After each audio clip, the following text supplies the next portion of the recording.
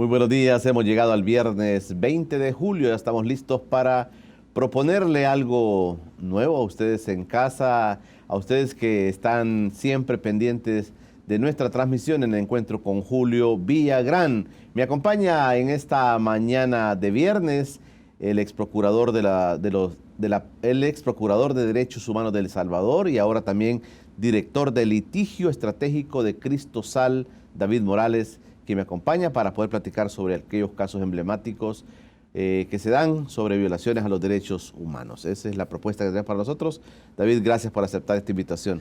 No, gracias a ti, Julio, por la invitación. Un gusto compartir esta entrevista y sobre todo un saludo a la audiencia que nos sigue. Al final se nos hizo estar juntos aquí platicando de estos temas. Finalmente, Julio, qué bueno, gracias. Bueno, pero hay mucho trabajo que David está realizando, sobre todo en el tema de la masacre del Mozote de hace muchos años. De eso vamos a hablar también esta mañana. Voy a aprovechar que David está conmigo para poder platicar de este y otros temas. Quédese con nosotros, que esa es la propuesta para este día viernes. Estamos en encuentro con Julio Villagrán. Gracias por preferir quedarse con nosotros.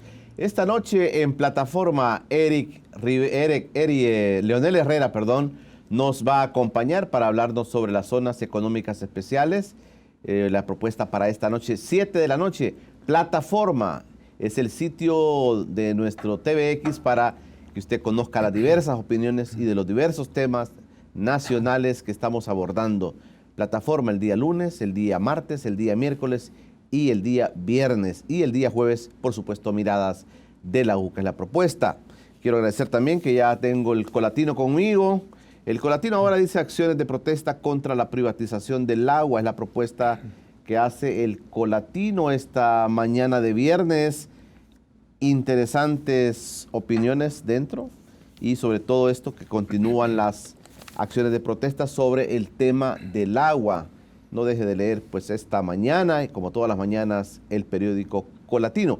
Ya me acompaña aquí en el set el ex procurador de los derechos humanos, David Morales, que tiene varios casos que conoce muy de cerca. David, yo quería comenzar preguntándote y aprovechando que estás conmigo, este tema que está en efervescencia hoy en Nicaragua, el tema de las protestas que han habido, más de 300 muertos en Nicaragua. Algunos quieren decir no hay violaciones a los derechos humanos, pero yo escuchaba ayer a la relatora de la Comisión Interamericana de Derechos Humanos referirse a este tema y decir que era preocupante la situación ya en Nicaragua, con un conflicto que puede ser no solo político, sino con un conflicto social que desencadena en más de 300 fallecidos, imagínate. ¿Qué opinión tienes tú de esto? Bueno, Julio, conozco la situación básicamente por los medios de comunicación nacionales o internacionales. Realmente es una crisis que mueve a una preocupación muy grande. La estabilidad social, evidentemente, en Guatemala está afectada por este nivel de violencia y lamentamos profundamente y nos solidarizamos con las familias de las víctimas que han fallecido en estos actos de violencia. Hay ya informes y posicionamientos de los organismos internacionales de derechos humanos, tanto del sistema interamericano, la Comisión Interamericana, como relatorías y otros organismos de las Naciones Unidas que vigilan los derechos humanos. Igualmente hay denuncias muy preocupantes de los organismos de derechos humanos, de la sociedad civil, algunos de ellos históricos, organismos de defensa de los derechos humanos en Nicaragua, que han condenado como violencia arbitraria, en cierta medida también tolerada por el Estado, por las autoridades estatales, las autoridades policiales sobre todo, que han permitido o sido pasivos o facilitado mucha de esta violencia que tiene rasgos de paramilitarismo, según estas denuncias. Sí, ese es uno de los temas. Y que está cobrando la vida de muchos jóvenes. Por supuesto, en la otra cara de la moneda también se está denunciando actos de violencia por grupos contrarios al gobierno de Nicaragua que también estarían fomentando un tipo de violencia similar. No puedo opinar objetivamente porque no hemos tenido una vigilancia ni hemos sido parte de la vigilancia de derechos humanos en el terreno en Nicaragua como organización a a la que ahora pertenezco, pero ciertamente debemos unirnos al clamor internacional de pedir que cese la violencia. Debemos vernos en los espejos de las problemáticas de nuestros pueblos hermanos, debemos solidarizarnos con esa población y debemos respaldar en todo momento la búsqueda de soluciones dialogadas, de soluciones pacíficas y por supuesto el cese de la violencia. La protesta social, la manifestación pacífica es un derecho humano y administrar una multitud eventualmente violenta por parte de un Estado democrático requiere, ¿verdad?, procedimientos policiales especializados que no deben utilizar jamás violencia letal, ¿verdad? Para eso existen procedimientos policiales especiales de administración de multitudes cuando en ejercicio de una protesta se puede caer en la violencia. Y por supuesto creo yo que las demandas sociales siempre deben ser escuchadas y objeto de diálogo. Así que nuestra expectativa es que el diálogo por la paz pueda prevalecer en Nicaragua, que cese la violencia, que cese toda forma de violencia arbitraria, especialmente contra personas o sectores y especialmente jóvenes que se están manifestando en este momento en Nicaragua. Fíjate que ayer platicábamos con el rector de la Universidad de El Salvador acá y traíamos a cuenta la protesta que ellos hacían sobre el tema de la privatización del agua. Llegan a la Asamblea Legislativa y lo hacen de manera muy pacífica, ¿verdad? A pesar que las autoridades de la Asamblea Legislativa al final le llaman terroristas y les dicen que han violentado, digamos, el recinto legislativo. Pero si uno puede ver de manera tranquila y fría la situación, los estudiantes se manifestaron de manera pacífica, llegan a la Asamblea, entran unos diputados, pero cuando el mismo rector de la Universidad de El Salvador quiere entrar, es recibido con gases de pimienta y esto desencadena algo. Cuando uno veía las imágenes decía, esto puede terminar mal, David, esto va a terminar mal porque realmente la provocación fue muy fuerte. Y yo comentaba que si realmente eran terroristas los que llegaban, eso hubiera terminado en una cuestión lamentable realmente. Pero estamos como a flor de piel, tenemos como a flor de piel los problemas sociales que generan violencia realmente. Bueno, debemos rechazar toda forma de violencia. La violencia ejercida por particulares debe ser administrada por el Estado y existen procedimientos y leyes para esto, procedimientos policiales y todo un sistema penal cuando ocurre violencia de particulares. Y la violencia de Estado debemos condenarla siempre, en Nicaragua, en El Salvador, en cualquier lugar del mundo. La violencia de Estado arbitraria que genera violaciones a los derechos humanos. Y esta debe ser nuestra visión, nuestra posición, buscando información objetiva sobre la situación en Nicaragua.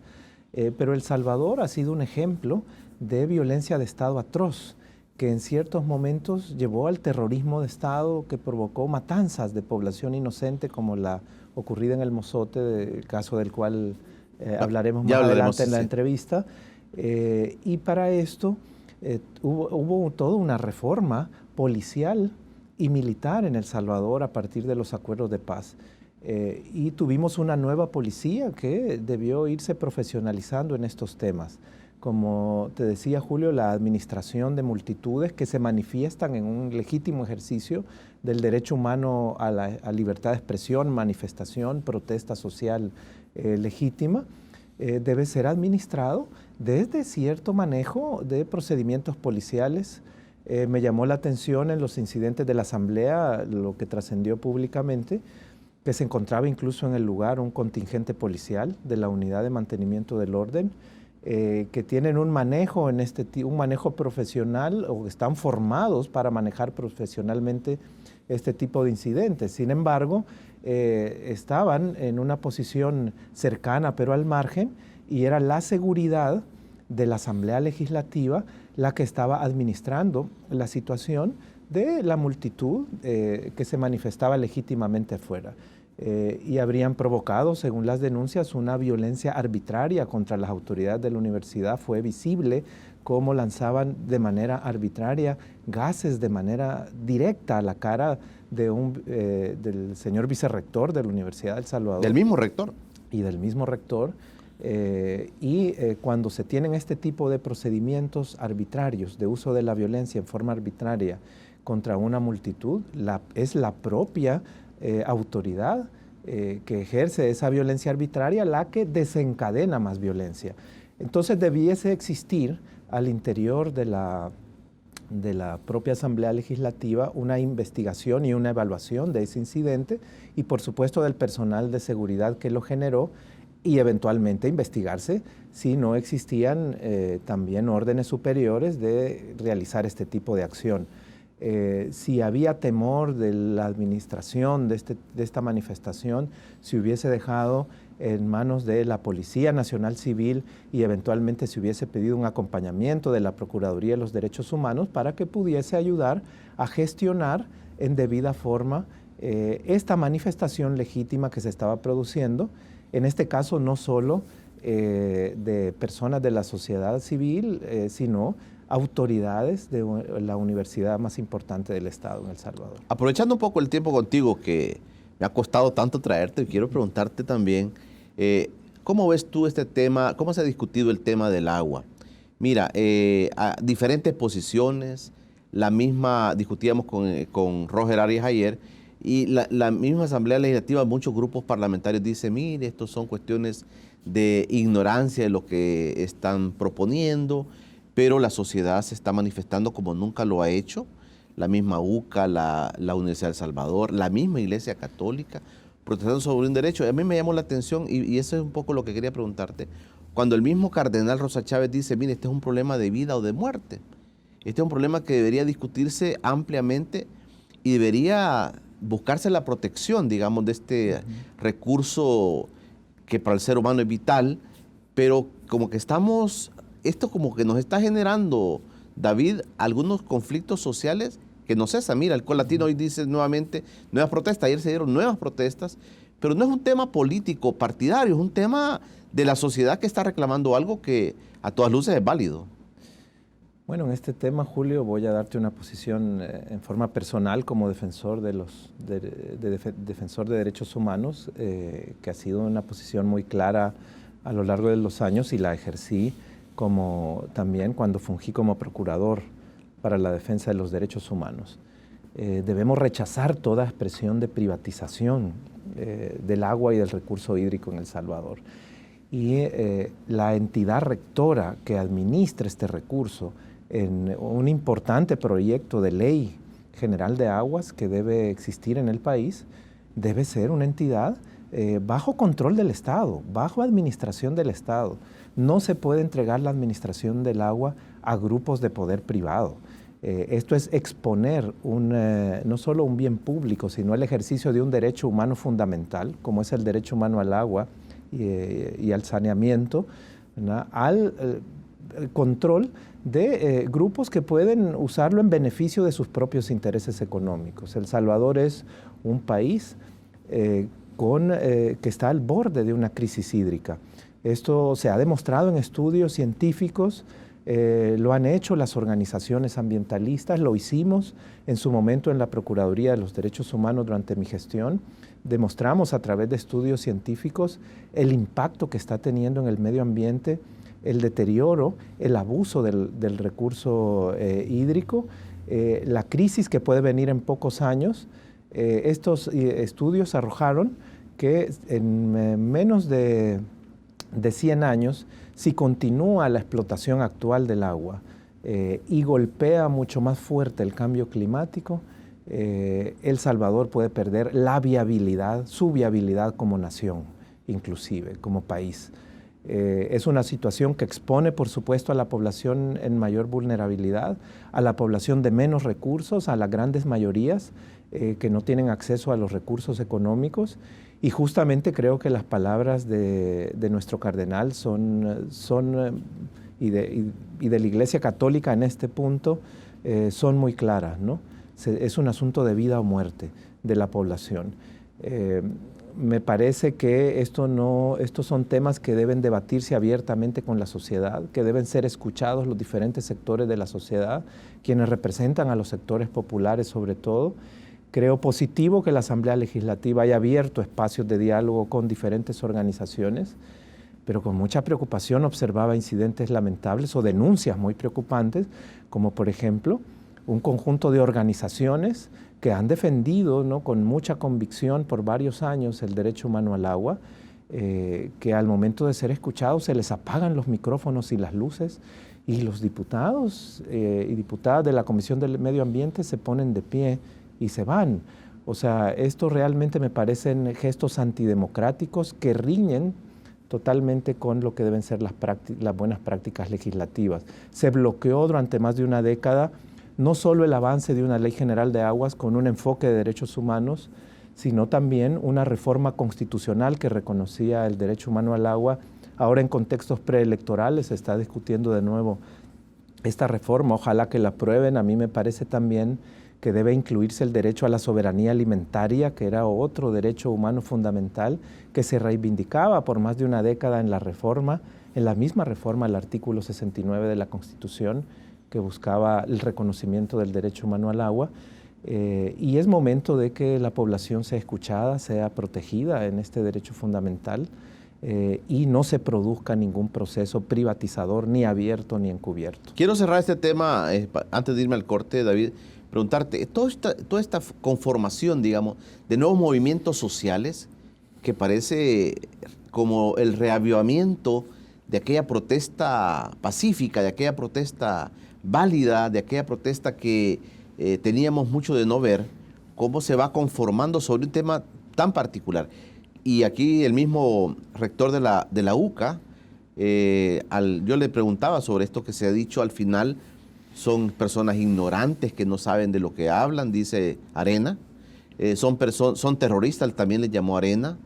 Dijo Raúl Beltrán Bonilla, el diputado dijo también, son personas que están siendo manipuladas por un partido político, pero al final la expresión es válida, es genuina la expresión que se está dando en una buena porción de la población. Bueno, el derecho a la libertad de expresión incluye varios elementos, pero uno de ellos justamente es y se complementa y desarrolla con el derecho del libre ejercicio de asociación y de manifestación. Siempre, por supuesto, en forma pacífica. La manifestación violenta, el uso de la violencia no es parte del ejercicio del derecho de manifestación. La protesta social legítima también es un derecho humano reconocido constitucionalmente y en los instrumentos internacionales. Y siempre es positivo y sano para una democracia que existan este tipo de expresiones. El pueblo es el soberano. El pueblo y sus organizaciones y sus expresiones organizadas en diferentes temas y espacios es un elemento importante, un derecho importante que debe ser ejercido por la población. De hecho, en el tema principal que tocaremos en la entrevista, que es la lucha contra la impunidad ante crímenes de lesa humanidad de nuestro pasado reciente, también varias organizaciones de derechos humanos, algunas históricas como la Asociación Pro Búsqueda, el Centro de Derechos Humanos Madeleine Lagadet, otras que más recientemente estamos entrando al tema, defensores que hemos estado también muchos años en esto, nos hemos articulado en un espacio para buscar el acceso a la justicia y las reparaciones de las víctimas del conflicto armado. Creo que la unidad de las organizaciones es un componente muy importante de las democracias y de hecho debemos ejercerlo para proteger estas conquistas democráticas que pudimos construir en El Salvador a partir de los acuerdos de paz, más allá de nuestros graves problemas de violencia, claro, de falta de igualdad social, de desequilibrios económicos. Nosotros sí tenemos avances democráticos como país que debemos tratar de defender y de desarrollar. Y trasladarlo a las nuevas generaciones. Cuando regresemos vamos a comenzar a hablar sobre, ya se cumplieron 2 años de que se decretó la inconstitucionalidad de la ley de amnistía. Y ahí sobre eso van varios temas y uno de los temas por los cuales David está aquí con nosotros es el tema del mozote. ¿Cómo va este proceso? ¿Se abren las venas? ¿Estamos abriendo heridas que no deberíamos abrir? Es lo que le vamos a plantear a nuestro invitado David Morales, ex procurador de los derechos humanos en El Salvador. Ya regresamos. Quiero recordarles que este próximo domingo, 7:30 de la noche, Conversando con Correa hablará con Luis Ignacio Lula da Silva. Esa es una entrevista muy interesante, no debe perdérsela este próximo domingo, 7:30 de la noche, su cita aquí en TVX, esa alianza que hemos hecho con RT Noticias también a las 8 de la noche, de lunes a viernes, nuestro noticiero internacional. ¿No lo ha visto? Pues véalo.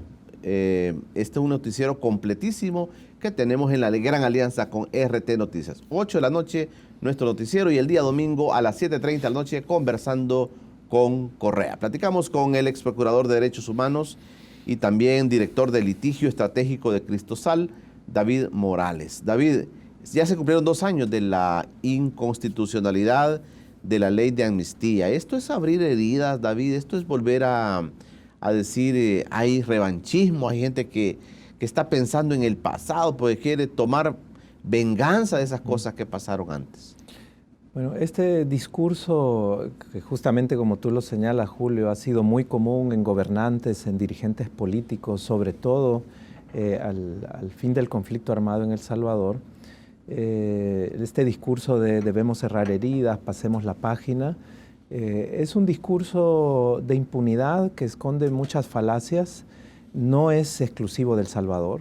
En muchísimos países a lo largo del siglo XX, después de conflictos armados y dictaduras, se han escuchado este tipo de discursos que buscan negar la historia, negar la existencia de gravísimos crímenes contra la humanidad que se cometieron en escenarios de conflictos o de dictaduras, y por supuesto proteger a los represores que en estos procesos de transición suelen conservar una cuota importante del poder político y militar. En transiciones hacia la democracia, después de regímenes contrainsurgentes o regímenes militares o dictaduras, estos temas son de mucha tensión nacional, pueden generar retrocesos a procesos de paz o a las transiciones democráticas. Estamos viendo ahora justamente un proceso en curso de este tipo. Esperemos que avance exitosamente en una nación hermana muy cercana, que es Colombia. Y El Salvador la experimentó sobre todo en la década de los 90. Y todos recordamos usar estos clichés de impunidad por el señor presidente Cristiani cuando habló de que hay que pasar la página, anunció la amnistía absoluta en el año 93. Realmente son discursos antidemocráticos que buscan proteger a los represores y a los responsables de graves crímenes.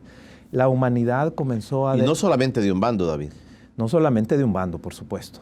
La humanidad comenzó a derrotar este tipo de discursos a partir del fin de la Segunda Guerra Mundial. Son muy conocidos los ejemplos de los tribunales de Nuremberg y Tokio, donde se sentaron las bases para, después de los horrores de la Segunda Guerra, plantear incluso jurídicamente y a través de instrumentos internacionales que habían crímenes tan horrorosos, dimensiones de la crueldad humana como las ocurridas en la Segunda Guerra Mundial, que debían ser inevitablemente perseguidos, que era un interés de la humanidad, que era tan grande el agravio a la dignidad humana que producían, que no solo ofendían a las víctimas directas, a sus familiares, sino a las sociedades involucradas y a la humanidad en general.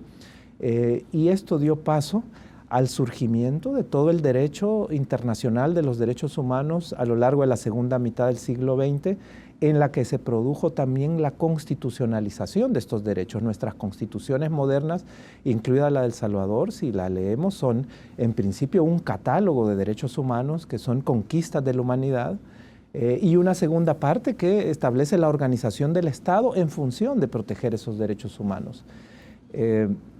Los acuerdos de paz de El Salvador trazaron una ruta democrática, de transformación democrática muy importante. Si leemos todos los textos de los acuerdos de paz, no habla de amnistía. La amnistía no es parte de los acuerdos de paz como han pretendido sostener algunos grupos de poder, algunos gobernantes. La amnistía... Sí, porque es muy usual decir, mire, bueno, si acordaron la paz, entonces ¿por qué estar hablando de otras cosas que no generan paz? Los acuerdos de paz tenían como eje fundamental los derechos humanos. El primer acuerdo de paz que se suscribe es el Acuerdo de San José sobre derechos humanos, que iba buscando el fin de las violaciones graves a derechos humanos todavía en el curso del conflicto a partir del año 91. Los objetivos fundamentales de los acuerdos de paz pactados en Ginebra en 1990 hablaban de reconciliación de la familia salvadoreña, vigencia irrestricta de los derechos humanos, se creó una comisión de la verdad, cuyo objetivo era la investigación de los más graves crímenes, y en su informe final la Comisión de la Verdad exigió justicia, acceso a la justicia para las víctimas y reparaciones adecuadas, incluso todo un programa de reparaciones, y exigió del sistema de justicia que los crímenes contenidos en el informe fueran juzgados de ambos bandos.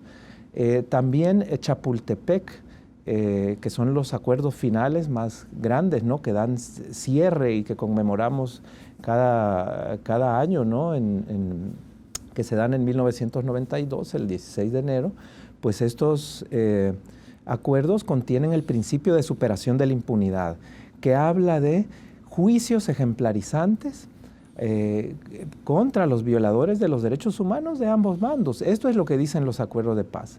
El derecho internacional habla de amnistías generales al fin de los conflictos. Estas amnistías, si bien son importantes desde el derecho internacional, no están proscritas las amnistías per se, pero no pueden ser absolutas.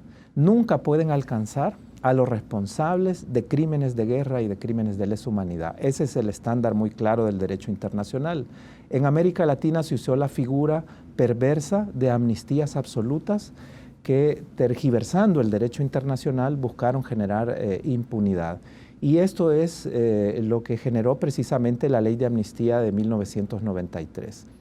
Ya la Sala Constitucional del año 2000 había establecido en una importante sentencia de inconstitucionalidad que la amnistía del Salvador del año 93 no podía aplicarse a violaciones graves de los derechos humanos.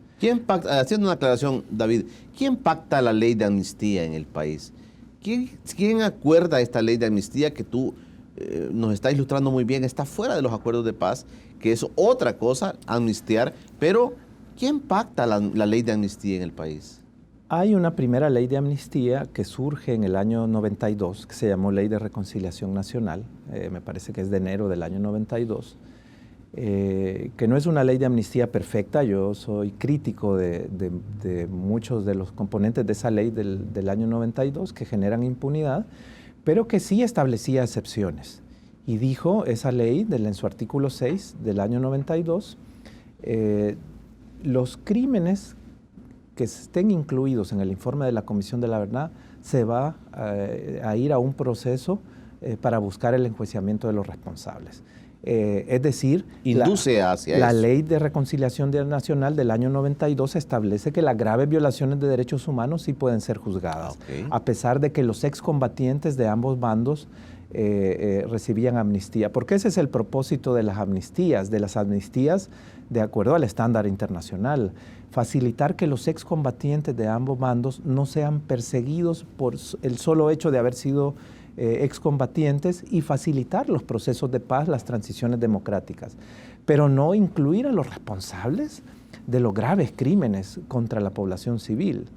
La ley del año 92, que entendemos es la que llevó de alguna manera un nivel de discusión de las partes negociadoras en el conflicto y de otros actores como los partidos políticos, bajo algún nivel de vigilancia de las Naciones Unidas, es la que surge en el año 92.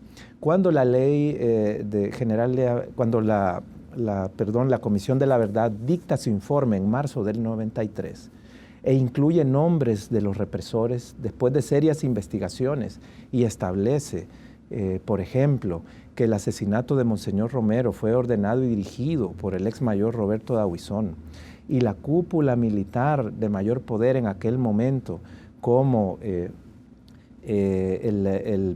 entonces ministro de la Defensa, René Emilio Ponce, y varios de los más importantes representantes de la generación conocida como la Tandona, la promoción del año 66, que eran los mayores jefes, los más importantes jefes del ejército al final de la guerra, estaban involucrados a su juicio en el asesinato de los sacerdotes jesuitas de la UCA, Ignacio Ayacuría, sus compañeros Elba y Celina, y por supuesto el FMLN era responsable de asesinatos de alcaldes, de ejecuciones de funcionarios públicos en aquel momento, entre otros.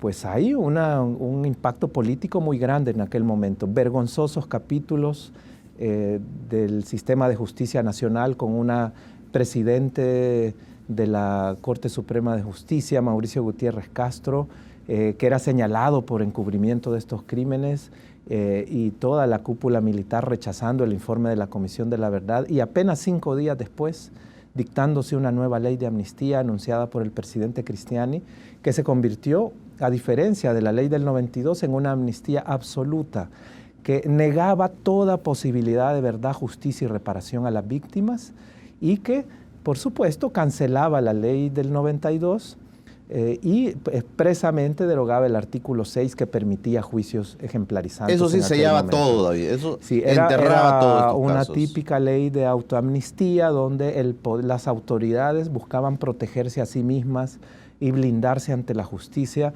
con plena colaboración de la cúpula judicial de aquel momento, de la Corte Suprema de Justicia en pleno de aquel momento, cuya dimisión fue recomendada por la propia Comisión de la Verdad. Y es enterrada la Comisión de la Verdad, su informe y sus recomendaciones. Se violentan los acuerdos de paz gravemente y se cierra toda posibilidad oportuna de en aquel momento llevar adelante un proceso de justicia transicional. Y comenzamos a pretender construir un proceso democrático sobre los hombros, sobre la discriminación, sobre el atropello de las personas, las familias y las comunidades que sufrieron las peores atrocidades a los derechos humanos. Se convirtieron los sobrevivientes, las víctimas sobrevivientes de la guerra, en ciudadanos de segunda clase que no tenían ningún derecho a indemnización, a conocimiento de la verdad, acceso a recursos judiciales, a reparación ninguna. Y han sido desde el poder, desde las cúpulas de poder político, desde los gobiernos, los primeros gobiernos después de los acuerdos de paz durante muchos años, vilipendiadas, señaladas de estar sedientas de venganza, de querer obtener dinero por reclamar derechos fundamentales, claro, derechos que son inderogables. Ya la Sala Constitucional en el año 2000, en aquel tiempo, la Sala de aquel tiempo, estableció por sentencia que la amnistía no podía aplicarse a los crímenes de la guerra, y estableció después en otra sentencia que los tratados internacionales de derechos humanos prevalecían sobre las leyes internas. Por lo tanto, la Convención Americana sobre Derechos Humanos y otros instrumentos prevalecían sobre la ley de amnistía. Y entonces a partir del año 2000 hasta 2016 tuvimos una era donde era el propio sistema de justicia, jueces y fiscales generales que se negaban a investigar los crímenes porque la amnistía, Julio, realmente comenzó a perder su fuerza jurídica en el año 2000 con la sentencia de aquella sala. Y esperamos tanto tiempo. Vamos a hacer una pausa, David. Y esperamos tanto tiempo de ese año 2000 al año 2016, como tú dices, donde cambia la historia y donde se declara inconstitucional la ley de amnistía. Eso va a ser cuando regresemos.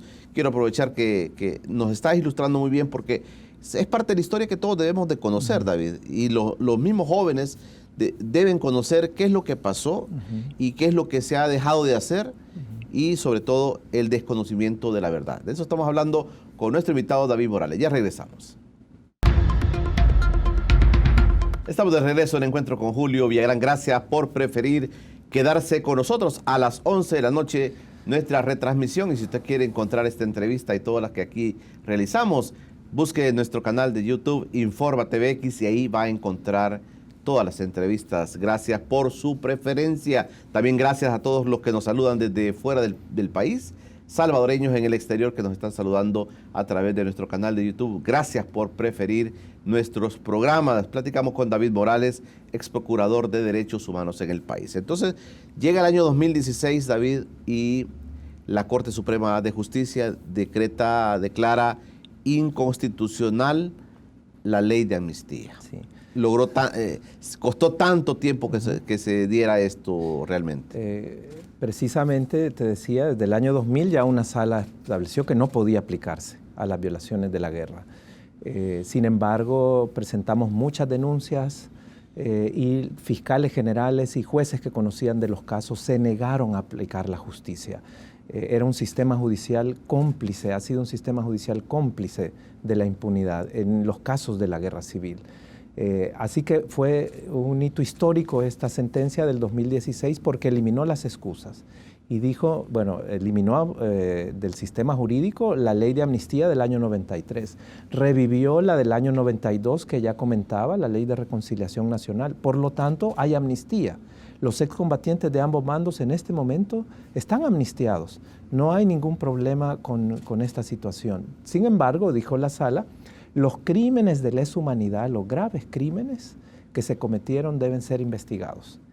Y los jefes militares, las cúpulas de las estructuras militares que ordenaron estos crímenes deben ser juzgados. Crímenes de guerra y crímenes de lesa humanidad no son objeto de amnistías ni prescripciones. Y era lo que tú nos decías, que el derecho internacional habla de eso, que esto no prescribe. Justamente la sentencia también es importante porque la sentencia de inconstitucionalidad trae el derecho internacional, lo integra el derecho de los derechos humanos y establece que debe haber acceso a la justicia.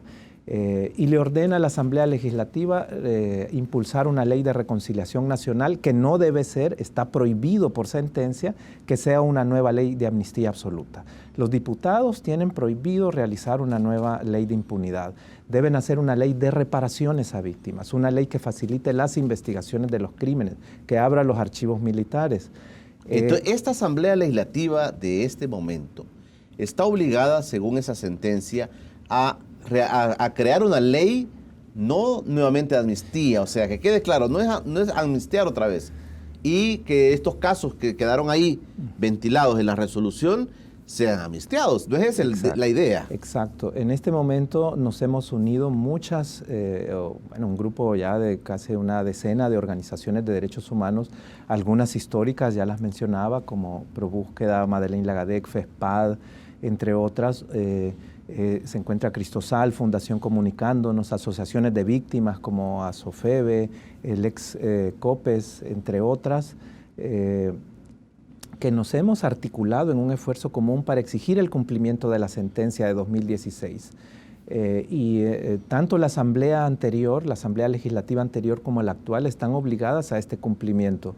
La Sala Constitucional hizo, antes de terminar su periodo, la Sala anterior, una audiencia de seguimiento y demostró que a 2 años de la sentencia, que se han cumplido el pasado 16 de julio, no se han avanzado prácticamente nada en esto, que existe un incumplimiento absoluto de la Asamblea Legislativa, que el Ejecutivo tiene importantes avances o avances que se reconocen positivamente en materia de reparaciones, pero que propiamente no ha destinado recursos para financiar un programa de reparación a víctimas, ni ha avanzado sustancialmente en la sentencia. La Fiscalía General ha cambiado su postura histórica a partir de la sentencia, se ha comprometido a investigar, nombró una unidad especial de fiscales que tienen una diferente relación con víctimas y organizaciones. Esto es importante y las organizaciones de derechos humanos lo reconocemos. He escuchado que este gobierno, por ejemplo, ha dificultado la información en el caso de la Fuerza Armada, por ejemplo. Solo terminando la idea anterior, Julio, sí consideramos que es importante que el señor fiscal general actual cambiara de posición, pero no ha hecho suficiente. No hay casos judicializados a 2 años, hay muy pocos recursos asignados, creo que sí necesita más recursos, que se le deben asignar más recursos a la Fiscalía, pero esto no es excusa para haber hecho más, para haber investigado más, para buscar archivos militares, por ejemplo. Esto no lo ha hecho hasta hoy la Fiscalía. Las organizaciones de derechos humanos en esta articulación donde nos hemos incluido como Cristosal, estamos buscando precisamente que la Fiscalía cumpla y estamos exigiendo de la Asamblea Legislativa que no tergiverse su mandato. Hemos rechazado la composición de una nueva comisión ad hoc que se ha integrado para estudiar una ley de reconciliación, claro, pero se ha conformado por diputados que han sido actores de la guerra. Claro. 2 de ellos señalados en el informe de la Comisión de la Verdad, 2 jefes militares, uno de cada bando. Nos parece que Rodolfo Parker, Mauricio Vargas y el coronel Antonio Almendares señalados en el informe de la Comisión de la Verdad, el general Mauricio Vargas, que ha sido también señalado en algunos casos de violaciones a derechos humanos, como la ejecución de Ramón García Prieto, también que ha defendido a sus compañeros de armas muy vehementemente, incluso en un proceso internacional, en el caso Jesuitas, y Nidia Díaz, ¿verdad? Que aunque ella no fue señalada, por la Comisión de la Verdad y ha expresado públicamente una posición a favor de la justicia, pero tuvo una jefatura militar en una organización que, pues no ella, pero que ha sido también señalada en un crimen como es la masacre de la Zona Rosa. Creemos que personas que fueron jefes militares o estuvieron o han sido señaladas en este tipo de hechos deberían excusarse porque incurren en un conflicto de interés. Sobre el tema de los archivos militares hay un problema muy grave. Es una posición histórica de la Fuerza Armada y sus ministros de defensa. A lo largo de los años, un patrón de negación de información, de falta de colaboración con la justicia.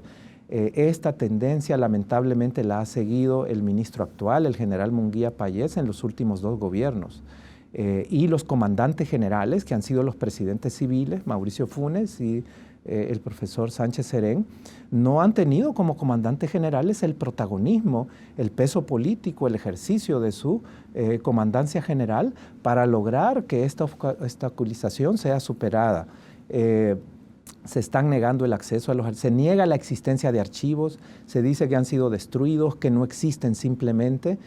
Creemos que las autoridades judiciales, los jueces y el señor fiscal general deben tener la valentía de realizar inspecciones en esos archivos militares.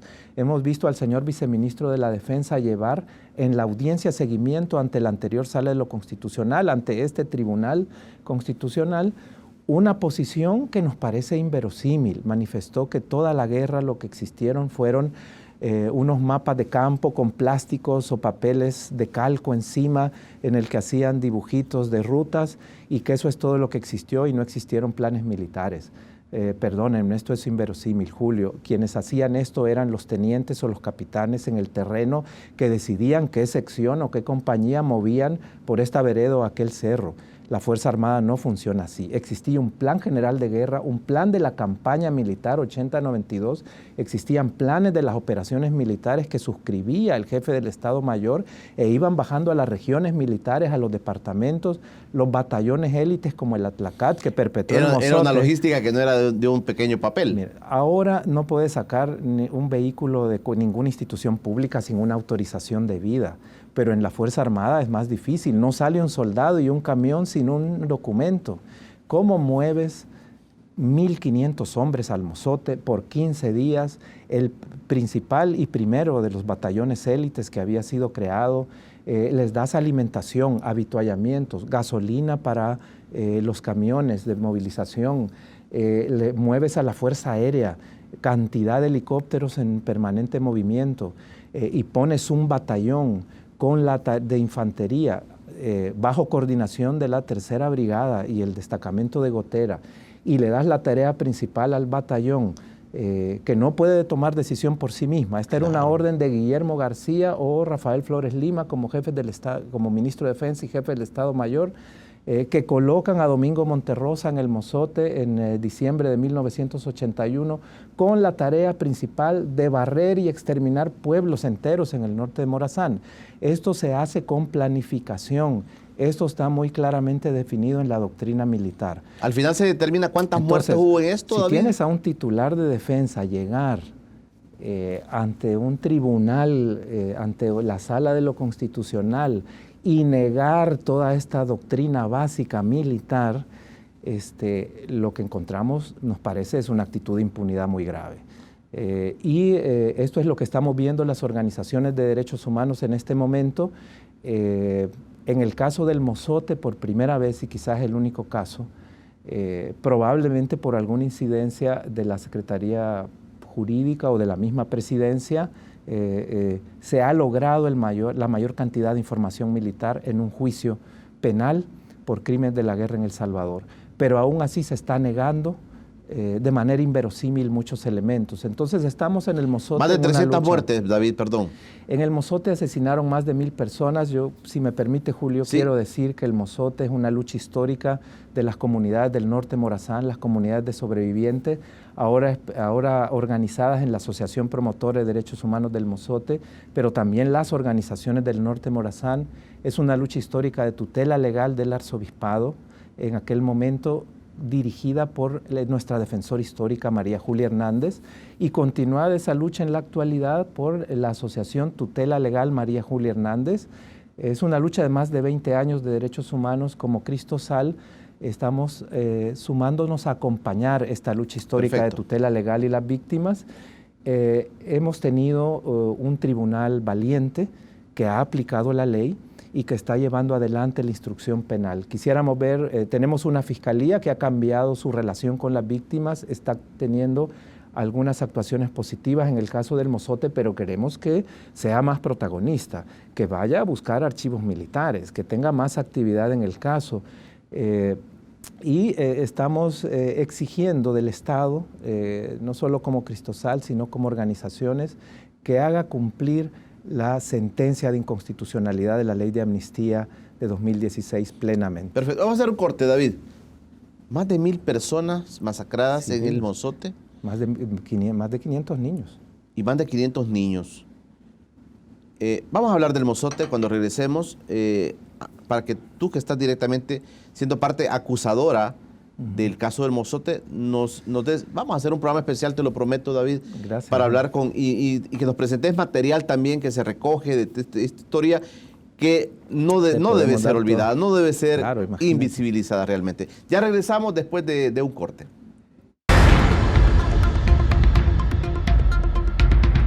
Estamos ya en el último bloque de Encuentro con Julio Villarán. Les recuerdo, esta noche a las 7 de la noche, Plataforma es el espacio que usted debe ver en TVX. Leonel Herrera hablará sobre las zonas económicas especiales, ese tema que se ha hablado mucho. Leonel nos va a mostrar su posición sobre este tema. La cita hoy, 7 de la noche, en Plataforma, aquí en TVX. Platicamos con David Morales. David, hablar del Mozote realmente indigna. Hablar del Mozote, no puede un salvadoreño pasar desapercibido. Y las nuevas generaciones no deben olvidar esta masacre. Imagínate, tú me estás diciendo más de 1000 fallecidos, más de 1000 masacrados en esa zona, con toda una logística. Cuando me estabas narrando todo lo que implica para un batallón, para un ejército, esa logística para poder realizar esa actividad inhumana, esa masacre, esa violación a los derechos humanos, que realmente indigna.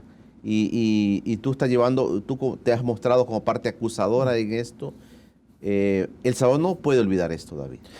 No debemos olvidar, y aquí debemos rechazar ese discurso de impunidad que recordamos del expresidente Cristiani.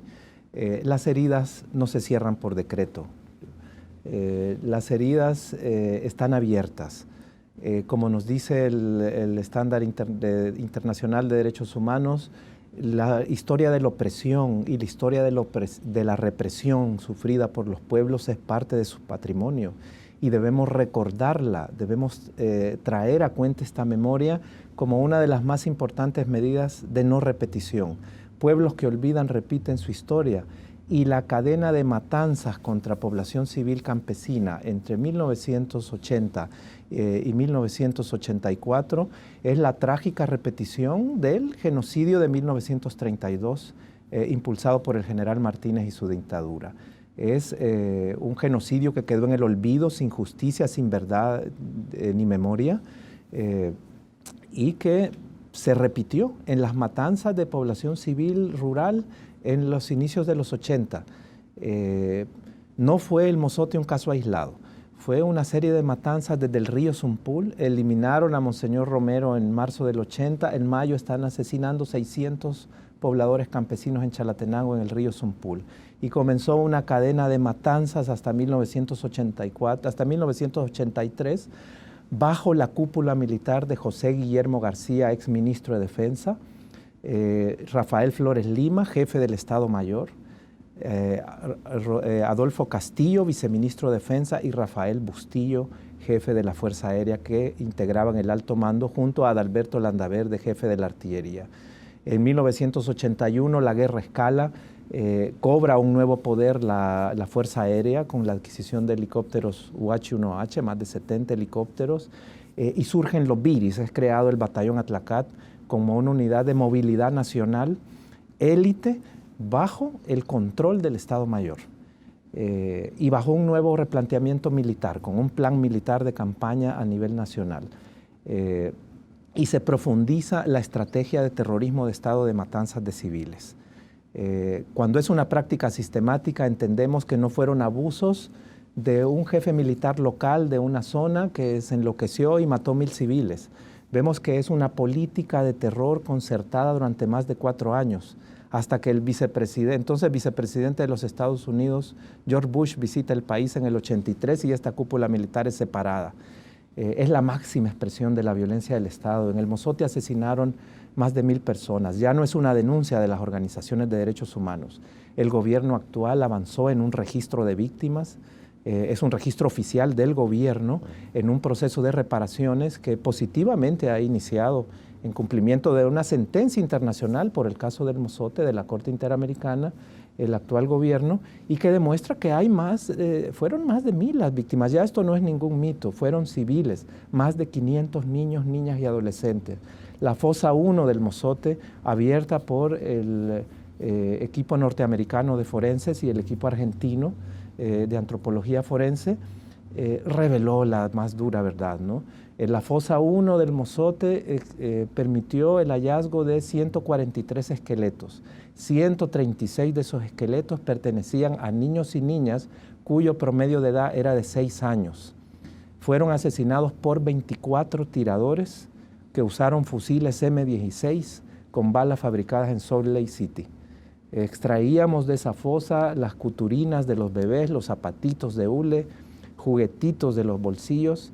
Se demostró que era un crimen masivo, no era fuego cruzado, fueron asesinados en un mismo evento, se les lanzó también un explosivo incendiario a los niños en medio de su matanza. Y esto pasó en 6 caseríos y cantones: El Mozote, La Joya, Jocote Amarillo, Toriles, Ranchería, Cerro Pando y Cerro Ortiz, ¿verdad? El Pinalito. En estos lugares donde estaba muy claramente delimitada la zona de la matanza, también en Arambala se produjeron asesinatos, torturas y asesinatos de 7 personas bajo la dirección personal de Domingo Monterrosa. Era un crimen muy planificado, ¿verdad? Donde se usó el batallón élite Atlacat como la fuerza principal de exterminio humano, ¿verdad? Pero bajo coordinación de las altas jefaturas. Monterrosa no tenía el poder de ordenarle al general Bustillo, que era miembro del alto mando, que le pusiera a disposición los helicópteros para moverse, porque un día se le ocurrió viajar allá.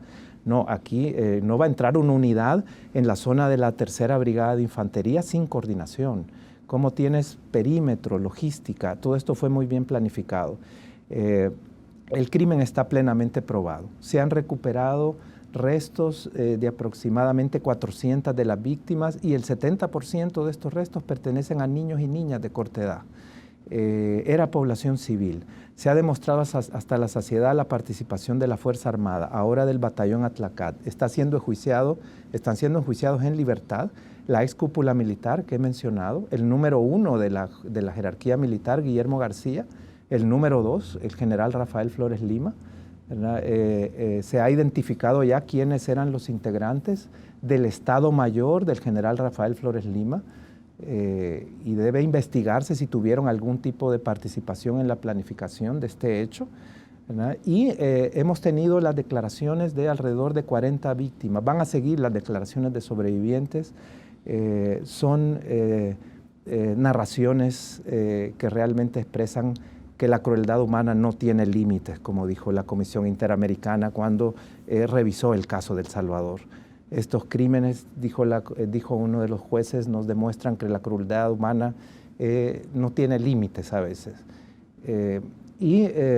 Está plenamente probada la matanza. Sin embargo, hemos encontrado, aunque hay importante información militar que ya se entregó, como los expedientes militares de cada uno de los imputados, están siendo enjuiciados todos los oficiales que siguen vivos del batallón Atlacat en el momento de la matanza, ¿verdad? En este momento jurídicamente se encuentran ahí, escuchando testimonios. Son imputados, están siendo procesados por la matanza. La matanza incluye la acusación por 9 delitos, entre ellos asesinato, violaciones agravadas. Debo decir que la violencia sexual, el ataque hacia las mujeres y las niñas en el Mozote cobró también una perversidad especial, grandes estragos, robos, daños agravados, actos de terrorismo, actos de conspiración para actos de terrorismo.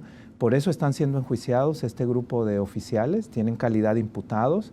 La acusación particular somos 3 abogados, los 2 abogados de la Asociación Tutela Legal yo como abogado de Cristosal, que estoy dando también apoyo a esta lucha de tutela legal.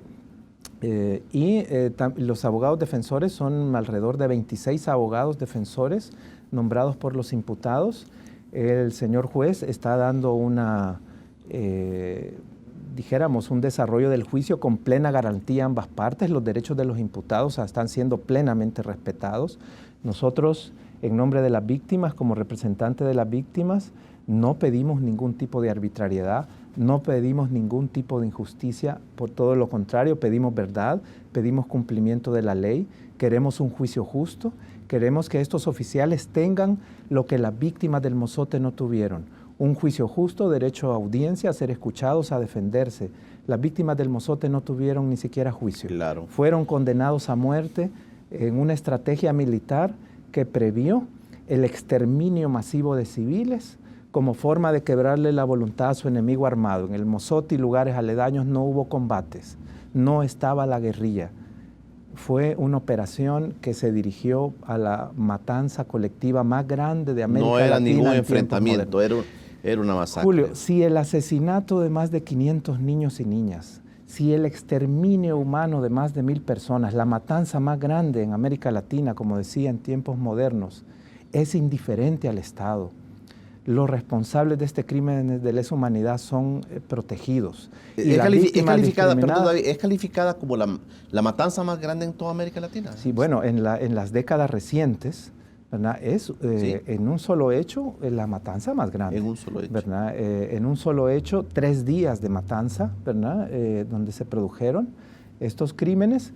Si un crimen de esta envergadura es indiferente al Estado, si el mensaje que lanzamos es el homenaje oficial al represor, a quien tuvo la tarea material de llevar su tropa para cometer el exterminio, como fue Domingo Monterrosa, ¿qué mensaje lanza el Estado? Esto es reproductor de violencia. La gravísima violencia actual no nació por generación espontánea en El Salvador, es producto de este tipo de conductas. Es una vergüenza nacional que la 3ª Brigada de Infantería y me parece la 3ª Región Militar, que es de gran importancia militar, lleve el nombre de Teniente Coronel Domingo Monterrosa Barrios, el perpetrador de la matanza. Si a mí me indigna pasar por San Miguel y ver ese muro, imagínate lo que sentirán las víctimas sobrevivientes al pasar ahí. Quien exterminó a toda su familia es considerado un héroe militar y es objeto de homenaje oficial por parte de los estados y los gobiernos. Y nadie ha hecho nada al respecto. Ni siquiera 2 gobiernos de izquierda han tenido la capacidad o la voluntad de eliminar estos homenajes. Nosotros rechazamos esto. Hay también instalaciones en el Museo Militar, entendemos que hay salas que llevan el nombre de Domingo Monterrosa, que siguen manteniendo homenajes al Batallón Atlacat. En algún momento la denominación de este museo, desconozco si ha cambiado, era Maximiliano Hernández Martínez, el gran genocida de 1932.